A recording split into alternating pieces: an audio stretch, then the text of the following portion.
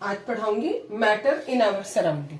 ठीक है, surrounding means हमारे आसपास की चीजें, और मैटर हम किसे कहते हैं, यहां पर दिया पहला point, everything in this universe is made up of matter. यानी हमारी इस संसार में, इस यूनिवर्स में जितनी भी चीजें बनी हुई हैं वो सारी की सारी मैटर की बनी है। मैटर हम किसे कहते हैं, anything which has mass and occupies space. कोई भी ऐसी चीज जो जगह घेरे और जिसमें कुछ वेट हो उसे हम क्या कहते हैं, मैटर कहते हैं। जैसे ये मार्कर, ठीक है, इट इज अ मैटर। ये duster, it is a matter. आपकी book, that is a matter. ये ब्लैक बोर्ड, ये भी एक मैटर है।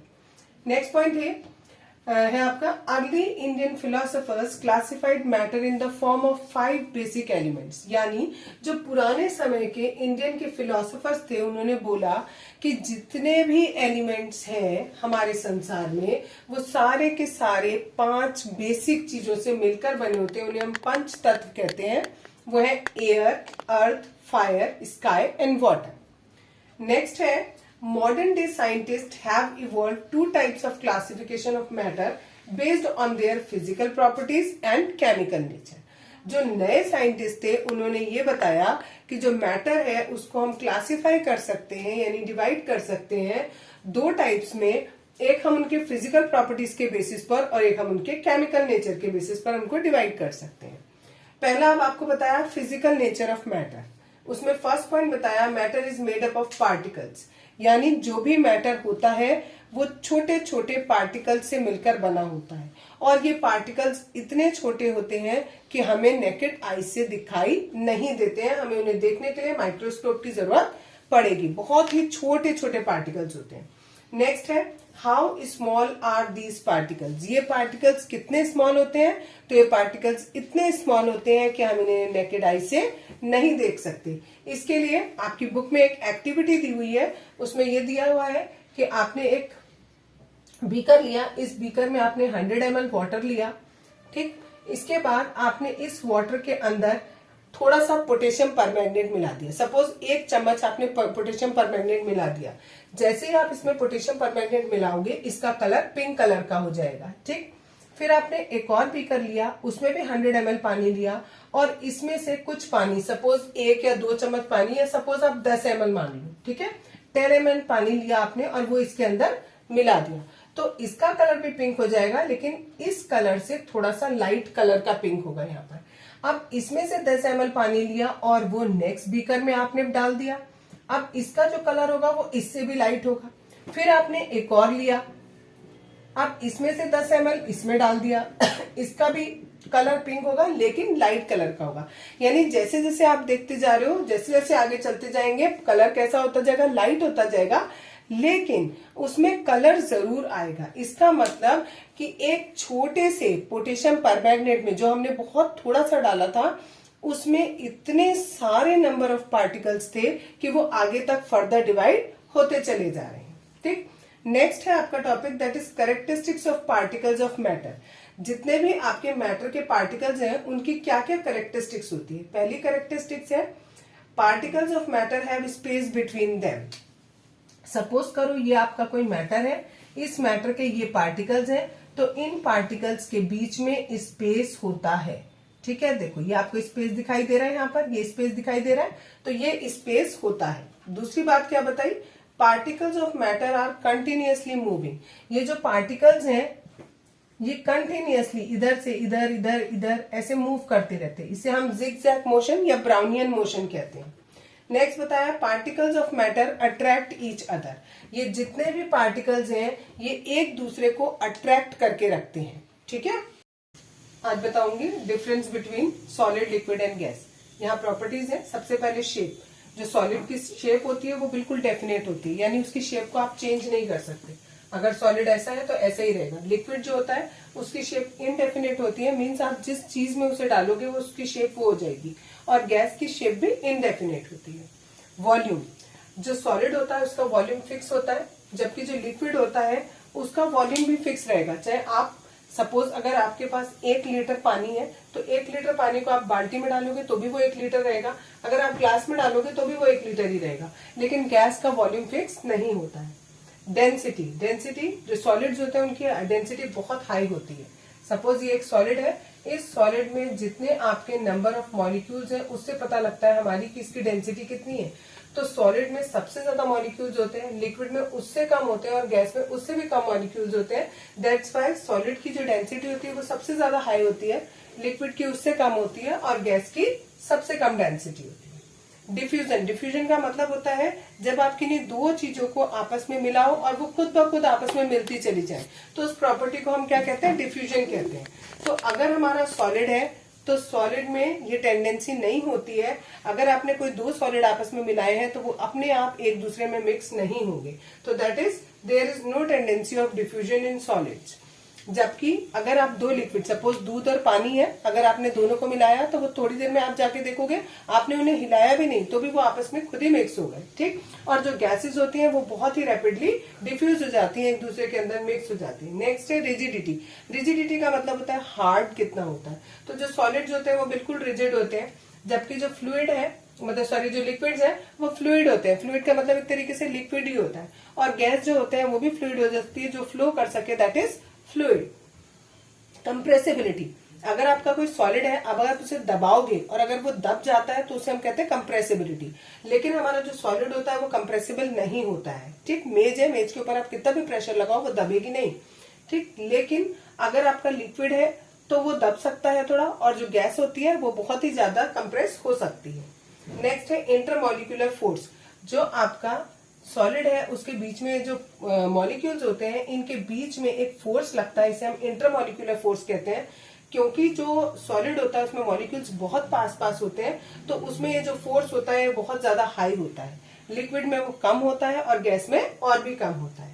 Similarly kinetic energy, kinetic energy, इसमें जो काइनेटिक एनर्जी किसे कहते हैं, जब कोई एनर्जी, कोई ऑब्जेक्ट अगर कोई चल रही होती है तो उसमें जो एनर्जी होती है तो उसे हम काइनेटिक एनर्जी कहते हैं। लेकिन जो सॉलिड होते हैं उसके मॉलिक्यूल्स चलते ही नहीं है, अपनी मीन पोजीशन के इधर उधर रहते हैं, तो इनकी जो काइनेटिक एनर्जी होती है वो सबसे कम होती है, लिक्विड की थोड़ी ज्यादा होती है और गैस की बहुत ही ज्यादा होती है। Last term is intermolecular space.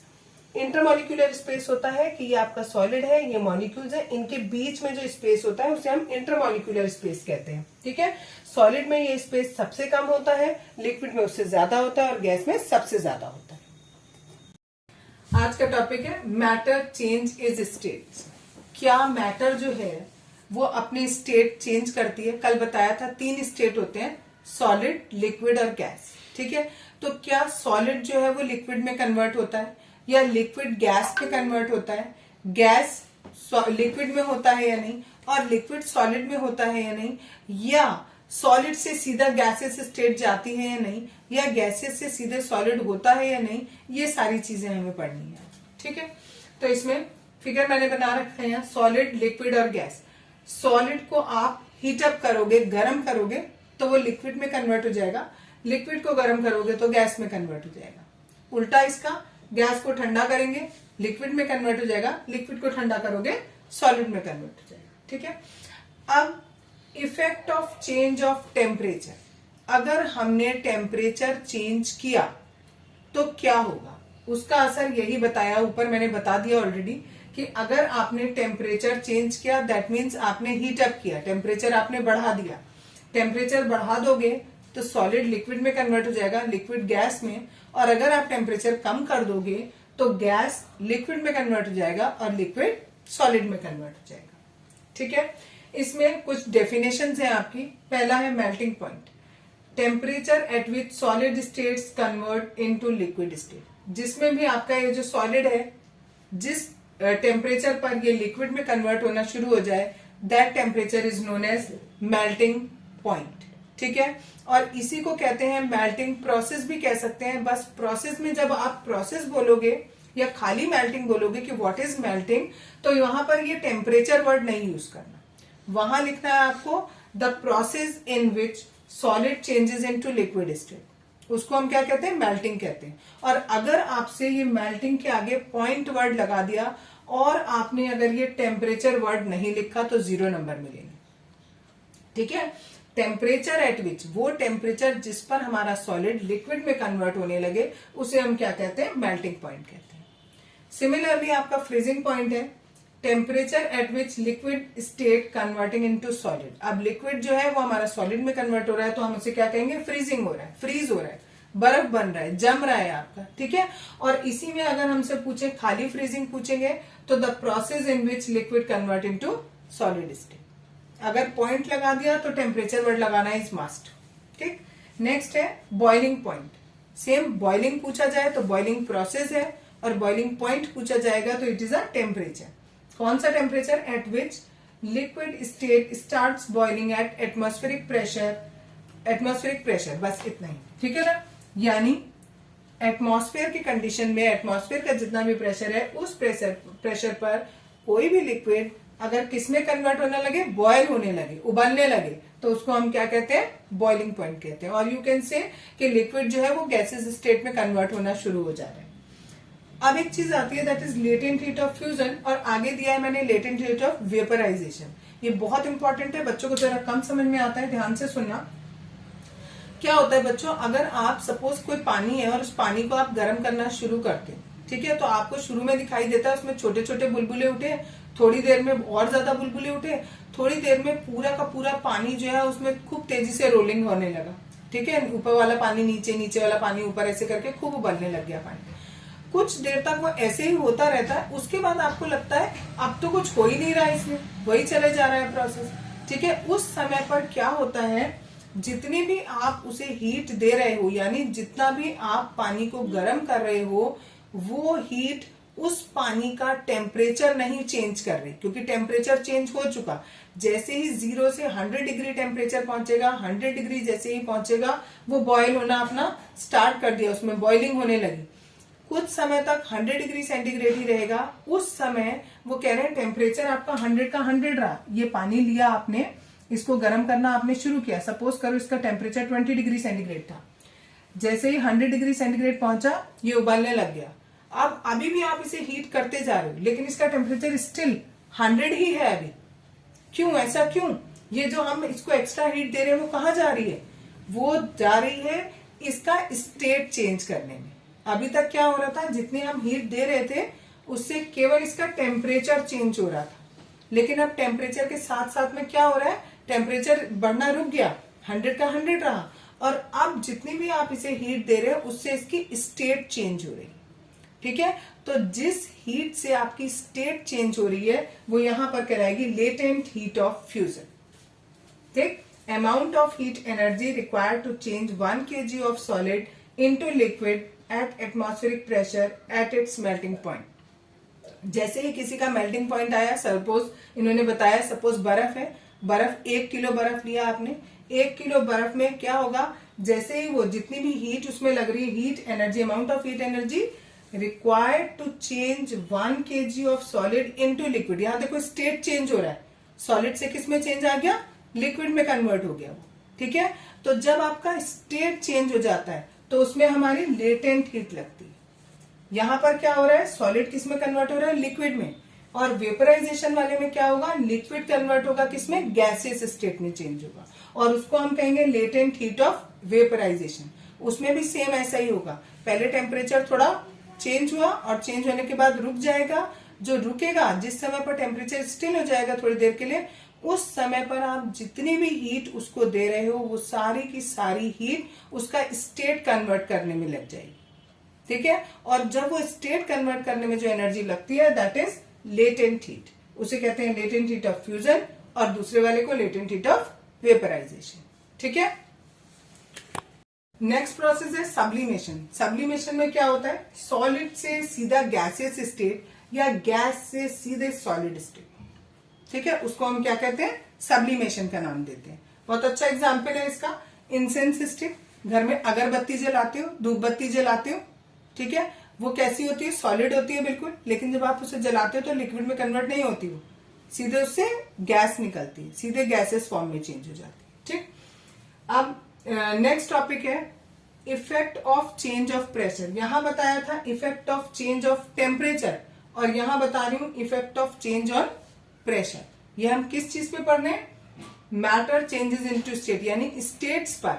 कोई भी मैटर की एक स्टेट है, उस स्टेट में आपने टेम्परेचर चेंज किया तो क्या होगा, अगर आप उसमें प्रेशर चेंज करोगे तो क्या होगा, ठीक है।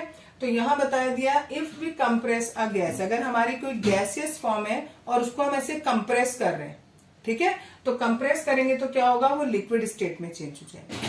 ठीक, लिक्विड को और ज्यादा कंप्रेस करोगे तो वो सॉलिड स्टेट में भी चेंज हो सकता है। इसका एग्जाम्पल दिया हुआ है, solid carbon dioxide get converted directly to gaseous state on decreasing of pressure to 1 atmosphere. कह रहे हैं आपके पास सॉलिड कार्बन डाइऑक्साइड है, सॉलिड कार्बन डाइऑक्साइड को हम ड्राई आइस भी कहते हैं। आपने लिया और क्या किया, उसको डायरेक्टली किसमें चेंज कर दिया, गैस स्टेट में चेंज कर दिया। कैसे होगा गैस स्टेट में चेंज, जब आप उसका प्रेशर जो है वो डिक्रीज कर दोगे। State on decreasing of pressure, ठीक, प्रेशर डिक्रीज कर दिया आपने और कितना कर दिया, जितना भी उसका प्रेशर था उसको 1 एटमॉस्फेयर के इक्वल कर दिया। अब आप कहोगे कि ये 1 एटमॉस्फेयर क्या होता है, हमें नहीं समझ आ रहा, ठीक है। एक्चुअली जैसे आप टेम्परेचर नापते हो तो आपको पता है अच्छा ये 0 डिग्री, 1 डिग्री, 2 डिग्री, 3 डिग्री, इसी तरीके से आपका जो पूरा एटमॉस्फेयर है वो पूरा का पूरा एटमॉस्फेयर आपकी बॉडी पर भी एक प्रेशर डालता है। ठीक, उस प्रेशर को हम क्या कहते हैं, एटमॉस्फेरिक प्रेशर कहते हैं। आगे की क्लासेस में और डिटेल में पढ़ोगे तो बहुत अच्छे से क्लियर हो जाएगा व्हाट इज 1 एटमॉस्फेयर। ठीक, यानी अभी आप इतना केवल समझो कि जितना भी एटमॉस्फेयर है वो एटमॉस्फेयर आपके शरीर पर एक प्रेशर डालता है और उस प्रेशर को हम 1 एटमॉस्फेयर कहते हैं। आप कहोगे ये एटमॉस्फेयर है वो प्रेशर डाल रहा है, हमको तो फील नहीं हो रहा, ठीक है। तो आपको क्यों नहीं फील हो रहा, बिकॉज आपकी बॉडी के अंदर जितना भी फ्लूइड है, जितना भी लिक्विड पार्ट आपकी बॉडी के अंदर है वो आपकी बॉडी पर बाहर की ओर एक प्रेशर डाल रहा है, ठीक है। जैसे ऐसे समझो इसको, ये इंसान है, ठीक है, ये इसकी बॉडी है, ये बॉडी पर बाहर की ओर प्रेशर लग रहा है और जो एटमॉस्फेयर है वो आपकी बॉडी पर प्रेशर डाल रहा है। ये दोनों के दोनों बराबर होते हैं इसलिए आपको फील नहीं होता। ठीक, जब ये वाला प्रेशर ज्यादा हो जाएगा या ये वाला प्रेशर ज्यादा हो जाएगा, दोनों में से कोई भी ज्यादा हुआ, आपकी बॉडी का प्रेशर ज्यादा हुआ, that means high blood pressure हो गया। ठीक, और आपकी बॉडी का प्रेशर कम हुआ, that is low blood pressure हो गया। दोनों ही केस में आपको दिक्कत होगी, आपको अनईजी फील होने लगेगा, ठीक है। तो ये डिटेल की चीजें बाद में बात करेंगे। अभी फिलहाल हम यहाँ ये बता रहे थे कि जब भी आप किसी भी गैस को सॉलिड कार्बन डाइऑक्साइड दिया है उसको आपने क्या किया, डायरेक्टली किसमें कन्वर्ट कर दिया, गैसियस स्टेट में चेंज कर दिया, ठीक है। कैसे किया चेंज, उसका प्रेशर जो है वो डिक्रीज करके, क्लियर। यानी जब भी आप प्रेशर डिक्रीज करोगे तो सॉलिड किसमें कन्वर्ट हो जाएगा, गैस में कन्वर्ट हो जाएगा, क्लियर इतना, ठीक है। उसको हम ये effect of change of pressure कह सकते हैं। ठीक, ये एक आपको और डायग्राम बना के दिया है। अगर सॉलिड से लिक्विड में कन्वर्ट करते हैं हम किसी स्टेट को तो उसको हम फ्यूजन का नाम देते हैं। अगर आपसे कोई पूछे व्हाट इज फ्यूजन तो हम कहेंगे इट इज अ प्रोसेस, जितने भी ये एरो के ऊपर लिखे हैं ये सब प्रोसेस हैं। It is a process in which solid state is changes into liquid state. अगर लिक्विड से सॉलिड बन गया तो the process in which liquid state changes into solid state is known as solidification. ठीक, अब है वेपराइजेशन, लिक्विड से gas बन रहा है तो the state in which liquid changes into gaseous state is known as vaporisation. इसका उल्टा दैट वन इज कंडेंसेशन, ठीक है। When gaseous state is converted into liquid state then it is condensation. Next is sublimation. Solid से gas जाओ या gas से solid आओ, दोनों को ही नाम दिया गया है सब्लिमेशन, ठीक है। ये क्या बताया मैंने, इंटर कन्वर्जन ऑफ स्टेट, एक स्टेट से दूसरे स्टेट में कन्वर्ट होता है तो क्या आप उसे नाम देते हो, किस नाम से जानते हो, एक एक नंबर में पूछा जा सकता है। What is fusion, what is solidification, vaporisation, condensation and so on, clear. आज बताऊंगी इवेपोरेशन। इवेपोरेशन जो आप लोगों ने बचपन से पढ़ा हुआ है, अगर आपका पानी जो है वो भाप बन जाती है तो उसे हम क्या कहते हैं, इवेपोरेशन का प्रोसेस कहते हैं। Change of a liquid into vapour at any temperature below it's boiling point. Boiling point नहीं आना चाहिए, बिलो इट्स बॉइलिंग पॉइंट होता है। और इवेपोरेशन में जो लिक्विड है वो किस में कन्वर्ट होता रहता है, वेपर में कन्वर्ट हो जाता है, यानी लिक्विड स्टेट हमारी गैसेस स्टेट में कन्वर्ट होती रहती है। इस प्रोसेस को हम इवेपोरेशन कहते हैं। आगे दिया है फैक्टर्स अफेक्टिंग इवेपोरेशन। इस इवेपोरेशन के प्रोसेस को कौन कौन सी चीज अफेक्ट करती है? 4 चीजें इसको अफेक्ट करती हैं बच्चों। पहला है an increase in surface area. Suppose करो आपके पास यहां पर कोई चीज रखी हुई है, ठीक, एक इस जगह पर रखी हुई है और एक इस जगह पर रखी हुई है। कौन सी चीज जल्दी ठंडी होगी? ऑब्वियसली जिसका सरफेस एरिया ज्यादा है। जैसे फॉर एग्जाम्पल आप ऐसे समझ सकते हो, आपने एक कप में चाय रखी हुई है और एक प्लेट में चाय रखी, कौन सी चाय जल्दी ठंडी होगी? प्लेट वाली चाय जल्दी ठंडी होगी। क्यों होगी? बिकॉज उसका सरफेस एरिया ज्यादा है। बिकॉज जो हमारा इवेपोरेशन होता है बेटा, इवेपोरेशन हमेशा सरफेस जो होता है वहां से इवेपोरेशन होता है, ठीक है, वहां से इवेपोरेशन हो रहा है। और जब भी इवेपोरेशन होता है तो वो क्या करता है? कूलिंग लेके आता है, यानी इवेपोरेशन कॉजेस कूलिंग। यहां मैंने डिफरेंस में लिखा हुआ है कॉजेस कूलिंग। जहां पर भी इवेपोरेशन होगा दैट मीन्स वहां पर कूलिंग होगी। अब एक आपको ऑब्जेक्ट दिया, सपोज चाय मैंने बोला यहाँ ये वाले सरफेस पर है और यहाँ ये वाले सरफेस है। क्योंकि इसका सरफेस एरिया ज्यादा है तो यहाँ इवेपोरेशन ज्यादा होगा, और जितना ज्यादा इवेपोरेशन होगा उतनी ज्यादा कूलिंग होगी। दैट्स वाई हमारी चाय जो है वो प्लेट में जल्दी ठंडी होगी बजाय एक कप के। यानी इंक्रीज इन सरफेस एरिया का क्या इफेक्ट पड़ा इवेपोरेशन पर? डायरेक्ट इफेक्ट पड़ा। सरफेस एरिया बढ़ा तो इवेपोरेशन ज्यादा, सरफेस एरिया छोटा तो इवेपोरेशन कम। दूसरा क्या है? An increase in temperature. जितना ज्यादा आप टेम्परेचर करोगे उतना ज्यादा इवेपोरेशन होगा, और जितना ज्यादा इवेपोरेशन होगा उतना ज्यादा ठंडा होगा। जैसे इसके लिए भी आप एक एग्जांपल अपना चाय वाला ही ले सकते हो।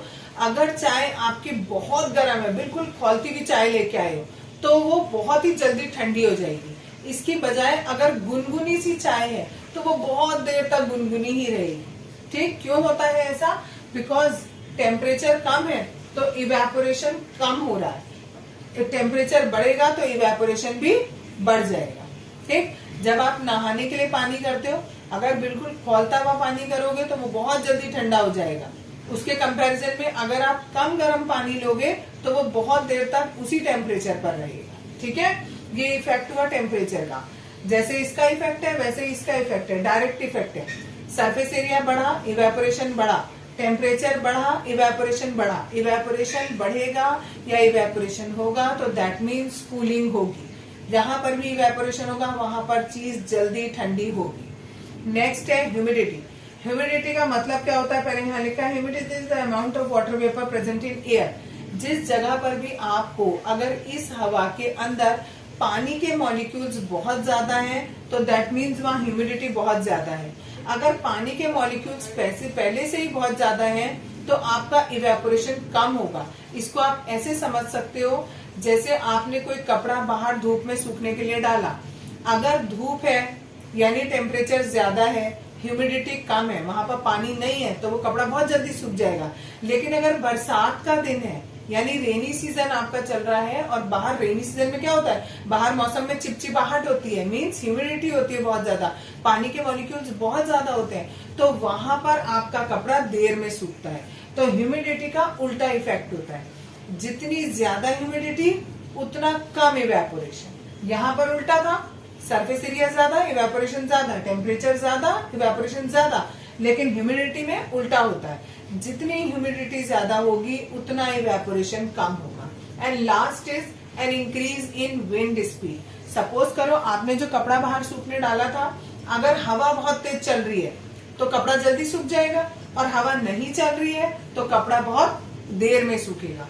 तो सेम यहाँ पर भी जैसे इनका इफेक्ट था, ये बढ़ा तो इवेपोरेशन बढ़ा। सिमिलरली स्पीड ऑफ विंड बढ़ेगी तो इवेपोरेशन भी बढ़ जाएगा, स्पीड ऑफ विंड कम होगी तो इवेपोरेशन कम हो जाएगा। तो 4 चीजें हमने पढ़ी। ये पूरा एक लॉन्ग का क्वेश्चन आता है पेपर में कि what are the factors affecting evaporation. तो 4 फैक्टर बताए। सरफेस एरिया बढ़ा, इवेपोरेशन बढ़ेगा, टेम्परेचर बढ़ा, इवेपोरेशन बढ़ेगा, ह्यूमिडिटी बढ़ेगी तो इवेपोरेशन घटेगा, उल्टा इफेक्ट हो रहा है, और विंड की स्पीड बढ़ेगी तो भी इवेपोरेशन बढ़ेगा। यानी 3 चीजों के बढ़ने से इवेपोरेशन बढ़ रहा है, केवल ह्यूमिडिटी के बढ़ने से इवेपोरेशन कम हो रहा है। नेक्स्ट एक क्वेश्चन ये आता है, what is the difference between boiling and evaporation. कल बॉइलिंग पढ़ाया था, आज इवेपोरेशन बताया। बॉइलिंग क्या होता है? बल्क फिनोमिना होता है। बल्क फिनोमिना का मतलब होता है कि अगर सपोज ये आपका बर्तन है और इस बर्तन में आपने पानी ले रखा है, तो जो बॉइलिंग होगी वो पूरे बर्तन में होगी, पूरे में जितना पूरा पानी है सारे में होगी बॉइलिंग। जबकि जो इवेपोरेशन होता है, इवेपोरेशन केवल ये जो सरफेस है, इस ऊपर सरफेस का, केवल सरफेस वाले पार्ट से इवेपोरेशन होगा, पूरे में नहीं होता है। दूसरा है boiling occurs at boiling temperature. जब बॉइलिंग कब होगी? केवल जब बॉइलिंग पॉइंट आएगा उस लिक्विड का, तब बॉइलिंग होगी। जबकि जो इवेपोरेशन होता है वो हर टेम्परेचर पर हो जाता है, किसी भी टेम्परेचर पर इवेपोरेशन हो सकता है। तीसरा, बॉइलिंग से कोई कूलिंग नहीं महसूस होती है, जबकि इवेपोरेशन से कूलिंग होती है। क्लियर इतना?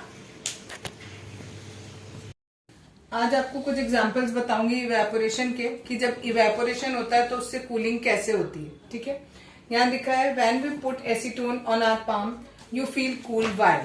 एसीटोन एक केमिकल होता है, ठीक है। उस केमिकल को अगर हम अपने पाम पे लेते हैं तो हमें ठंडा ठंडा फील होता है। इसकी जगह आप, एसीटोन की जगह आप वो भी लिख सकते हो, नेल पॉलिश रिमूवर होता है, वो अगर आप लगते हो हाथ में तो उससे भी आपको हाथ में ठंडा फील होता है। क्यों होता है वो feel? The particle gain energy from our palm or surroundings and evaporate causing the palm to feel cool. क्या हुआ? जो भी एसीटोन था, उस एसीटोन ने क्या किया, हमारे हाथ में जितनी भी एनर्जी थी उसको उसने एब्जॉर्ब कर लिया। वो एब्जॉर्ब करेगा और जो एसीटोन होगा वो इवेपोरेट होगा। और मैंने बताया इवेपोरेशन से क्या होता है? कूलिंग होती है। तो इवेपोरेट होगा, इसलिए हमें क्या फील होगा? वो कूल फील होगा, ठंडा ठंडा फील होगा। Same thing for nail polish remover. अगर आप वो भी लेते हो अपने हाथ पे, तो जैसे ही वो हमारा हाथ होता है गर्म, और जैसे ही वो नेल पॉलिश रिमूवर हम अपने हाथ पे रखते हैं तो वो हमारे हाथ से एनर्जी ले लेता है और इवेपोरेट होना शुरू हो जाता है। और जैसे ही इवेपोरेट होगा हमें क्या फील होगा? कूल फील होगा। दूसरा क्वेश्चन है, why should we wear cotton clothes in summer. Summer में हम कॉटन के कपड़े क्यों पहनते हैं? तो cotton being a good absorber of water helps in absorbing the sweat and exposing it to the atmosphere for easy evaporation. इसमें भी आपको यही बात बोली कि जो कॉटन के कपड़े होते हैं वो बहुत अच्छे एब्जॉर्बर होते हैं, वो पानी को या स्वेट को बहुत जल्दी एब्जॉर्ब कर लेते हैं। ठीक है, जैसे ही वो पानी को एब्जॉर्ब करेंगे या स्वेट को एब्जॉर्ब करेंगे, एटमॉस्फेयर जो है वो बाहर गर्म है, वहां से वो एनर्जी लेंगे और जितना भी उनमें स्वेट इकट्ठा हुआ है वो इवेपोरेट होने लगेगा। और जैसे ही इवेपोरेशन होगा आपको क्या फीलिंग होगी?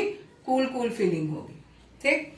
सिमिलरली नेक्स्ट है, why do we see water droplets on the outer surface of a glass containing ice cold water. अगर आपने एक ग्लास में, ठीक है, बर्फ जितना ठंडा पानी ले रखा है या बर्फ के क्यूब्स ही रख रखे हैं, या तो आपने बर्फ के क्यूब्स रख दिए या फिर इसके अंदर ऐसा पानी ले लिया जो बिल्कुल ठंडा पानी है, थोड़ी देर के बाद, ये रखने के थोड़ी देर बाद हमें यहां बाहर ग्लास पर वाटर ड्रॉपलेट्स दिखाई देने लगते हैं चारों तरफ। ठीक है, चारों तरफ हमें वाटर ड्रॉपलेट्स दिखाई देने लगते हैं। ऐसा क्यों होता है? The water vapour present in air on coming in contact with the cold glass of water. ये कोल्ड ग्लास ऑफ वाटर है, बाहर एटमॉस्फेयर है आपका, एटमॉस्फेयर का टेम्परेचर ज्यादा है और इस ग्लास में जो पानी है उसका टेम्परेचर कैसा है? कम है। तो जैसे ही वो बाहर का जो वाटर वेपर है वो इसके कांटेक्ट में आएगा तो क्या हो जाएगा? वो इससे एनर्जी ले लेगा और इवेपोरेट होना शुरू कर देगा। ठीक है, वो इवेपोरेट होगा, यानी यहाँ जो बाहर का जो पानी है, सॉरी, जो ये वाटर ड्रॉपलेट्स हैं, वाटर वेपर के ड्रॉपलेट्स हैं, किसमें? एटमॉस्फेयर में। ठीक है, जो कि आपको ऐसे दिखाई नहीं दे रहे, वो किस फॉर्म में? गैसियस फॉर्म में है। ठीक है, वो कूल हो गए। क्यों? क्योंकि यहां पर कैसा पानी है? ठंडा पानी है। तो ये वाटर ड्रॉपलेट्स कूल हो गए और जो गैसियस फॉर्म में थे वो किस फॉर्म में? लिक्विड फॉर्म में कन्वर्ट हो गए। तो आपको पानी की बूंदों के रूप में यहां दिखाई देंगे। पहले भी ये वाटर ड्रॉपलेट्स थे, लेकिन किस फॉर्म में थे? वाटर वेपर के फॉर्म में थे, वेपर के फॉर्म में थे। और जब ये इस ठंडे पानी के कांटेक्ट में आए तो ये जो वाटर वेपर है ये किस में कन्वर्ट हो गए? लिक्विड में कन्वर्ट हो गए। कल हमने पढ़ा था ना कि अगर हमारा यहाँ लिक्विड है और ये गैस है, इस गैस को अगर हम कूल करेंगे, गैस को ठंडा करेंगे तो वो लिक्विड में कन्वर्ट हो जाएगा।